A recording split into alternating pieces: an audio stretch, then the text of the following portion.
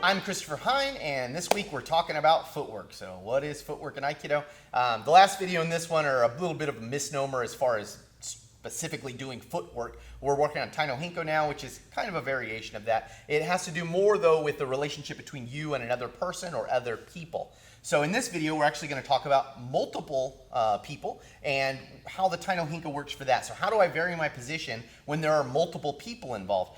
In this video, we're just going to use 2 people. From the 2 people, you could extrapolate beyond that, but quite honestly, once it gets beyond 2 people, it becomes very, very challenging to position yourself right. So with 2 people, you can see the clear ideas and get an idea of where you should be heading when you're in a multiple attacker situation. So I'm going to call Josh and Maya over here, and we're going to work on the multiple attacker Taino Henko.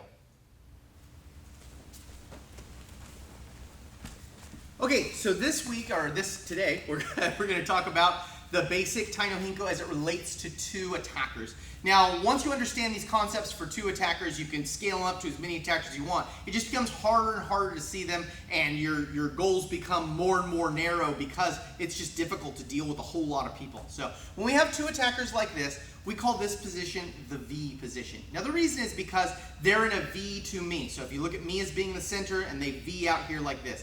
This is a bad position, probably the second worst position you're going to be in. Now the reason is because these 2 are on a flat plane with each other. So they're able to adjust really well to me every time I move. So if I were, for example, to take a step this way, Josh can come in here a little bit and he's kept that V. So if I'm trying to get that way, it's really, really hard, right? If I'm trying to get over here, Maya can cut in on me and she can start to make that V this way, right? So these guys can always cut around to make a wall that's very difficult for me to get past. Now, if you look at just me, my ideas are the same, right? So, well, I don't want to be like this. I want to get to a Hanmi position, right? So now I'm starting to get to a Hanmi, and this leads us to another position, which is called a staggered position. Now, I'm going to have them go to it just because it's too hard to move the camera around right now. So I'm going to have you guys go ahead and move to a stagger for me.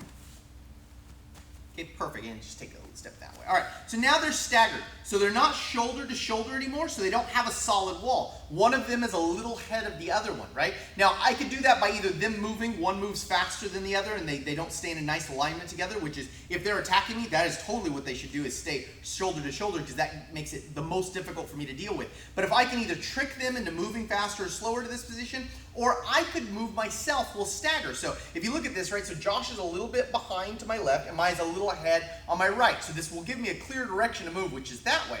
But if they were over there in a V, so go back to the V for me there, Maya, thank you.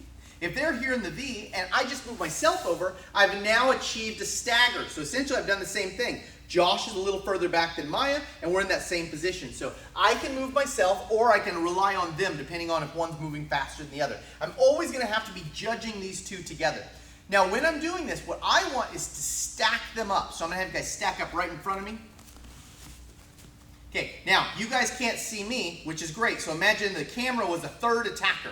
You can't see me. So if you were shooting a gun, you would have to shoot Josh or Maya before you shot me. If you were back in the day and shooting bows and arrows or throwing knives or rocks or whatever, you're going to hit these 2 guys before you hit me, right? So I want everyone lined up like this. I've given myself an advantage in that Josh cannot do anything to me without doing it to Maya first. He's going to have to change positions. So he'll be using time going sideways instead of coming right at me. This I position is what I want. Let me go ahead and show you guys this sideways. So if we're side by side with each other here.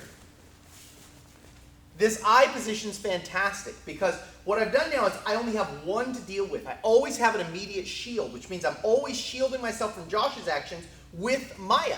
I can also tie them up and do all kinds of things to get them to bump into each other and cause each other all kinds of trouble. And that's how I want. So I'm always trying to move to this position. If I have 2 good attackers, you know what they're doing? They're going to try and keep me in a V until they can get to a better position. We'll show you that one next. But they're going to try and always keep me in a V to lock me into a corner or get me in some way.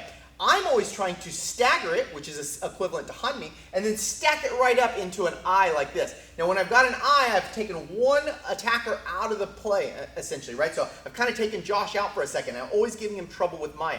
Now, they're, of course, always going to try to be working out of this. If we were here, Josh wouldn't stay here for very long. He would move. Now, if Josh moved that way, I would try and move this way to, again, stagger that line, right? If Josh, or to make that I, if Josh came this way, so he's created a stagger, I'm going to begin moving this way and stack them back up. I always am trying to stack up multiple attackers. With 2, it's pretty easy to see. As it becomes 3 or 4 attackers, attackers, it becomes really, really hard. You've got to be doing a lot of micro adjustment real quick. But that's the idea. That's what I'm stacking.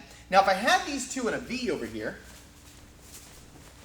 and they were a lot better at this than me, right? So meaning these two are working together, and if the school starts working, if your school starts working towards not the idea of uke is supposed to take all the falls, but the uke has got an objective, and that objective is to get nage, then you'll start seeing people start playing together much better. And these two will get good at staying side by side like that until they get me into a corner. Now what they really want is this position.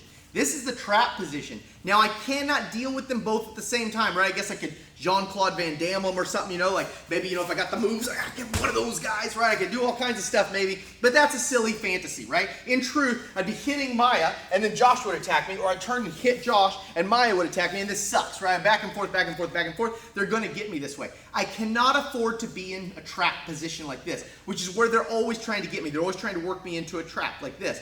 Now, understand that you should never willingly put yourself in a trap. So if I have these two here, when Maya and Josh are side by side like this, if they were to stick their arms out to their sides, you can see I have no escape room, right? So if I try to shoot through this and they're paying attention, they're gonna immediately get me because their arms can go out to the side. I can't shoot through the middle unless one of them's facing away or their arm distance is so great, perfect, that I can freely get through this area, right? And even this is still a little dangerous. So I really want to avoid traps at all costs. So when I see two attackers coming for me, I generally don't want to shoot up the middle. Now with all things, there are exceptions to the rules and times where you can get away with this, and I love to exploit these times because when you're working with two ukes, sometimes you can really trick them good with it. But as a general rule, and especially when you're just beginning to work with multiple attackers, you can't shoot through the middle. That's a trap position. The reason it's a trap is because once I'm here, I can't deal with both these guys at the same time. It's going to be in a bad position. We're going to have to learn Nina and Dory from here, so we'll get to those techniques, but it's a bad position for me. So real quick, I'm going to review the basic ideas we have. So this is a V. If they were to be staggered,